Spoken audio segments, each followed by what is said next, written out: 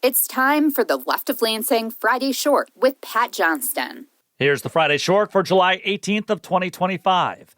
Last week, I talked about how Michigan Attorney General Dana Nessel's office is investigating a $20 million grant that was handed out by the state's public-private, although it seems more private, corporate charity arm known as the Michigan Economic Development Corporation. The probe is centering around this $20 million grant given to Global Link International, which ostensibly helped or would help attract businesses to the state. The head of this nonprofit group is Fay Beydoun, who also happens to be a longtime influential individual within the Democratic Party. The Detroit News broke the story a while ago over how Beydoun misused the funds given to her nonprofit, including an $11,000 plane ticket, first class, of course, a comfy $550,000 yearly salary, and also a $4,500 coffee maker, which must obviously make great coffee, I would suppose.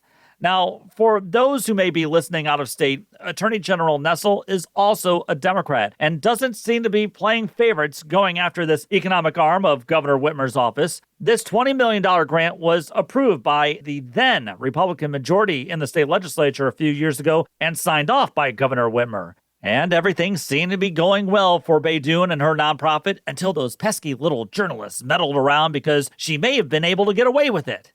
And once the news broke, the MEDC had to rescind the grant due to public pressure, but Nessel executed some warrants against Beydoun and also from the MEDC itself after Nessel's office argued in court how it was stonewalling her office's investigation. The MEDC did appeal an Oakland County judge's decision this week to let Nessel's office collect files, documents, and potential evidence. We're waiting for a decision there. Now, Fay Beydoun hasn't been charged yet with a crime, but she's the focus of Nessel's investigation into whether or not Beydoun misused state funds. And good on Nessel for going after and shining a light on some of these shady practices happening within the MEDC and the nonprofits and the corporations who are abusing taxpayer money that supposedly is designed to help bring jobs to Michigan. But as Michigan Advance's Michi economist and good friend of the podcast, Rick Hagelin, noted in his column this week, this story could finally lead to some much-needed reforms with this corporate charity arm. The Michigan Economic Development Corporation was created during the Republican John Engler administration back in 1999, and it was designed to be outside of direct government control because the belief was getting government out of the way and giving corporate welfare handouts made the best kinds of sense.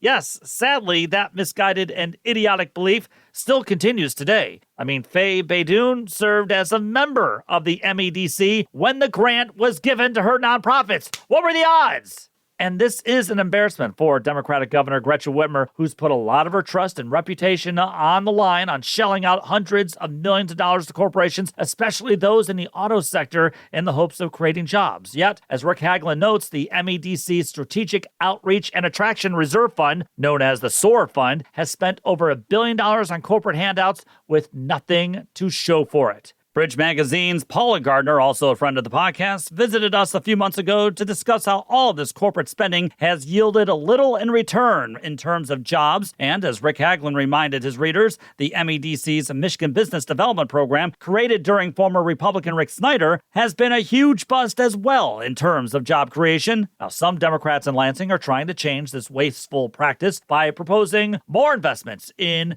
the people, like public transit and affordable housing. I know, crazy, insane ideas, right?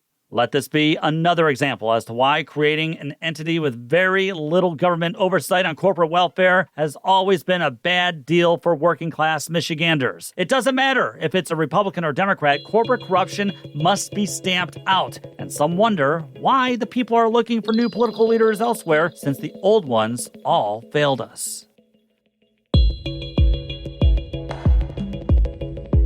leftoflansing@gmail.com is the best way to reach me. Follow me on Blue Sky, Facebook, the Gram, and Twitter. Subscribe to the show on the YouTube, and subscribe and give a good 5-star review of Michigan's premier progressive podcast. Go Tigers and take the battle to them.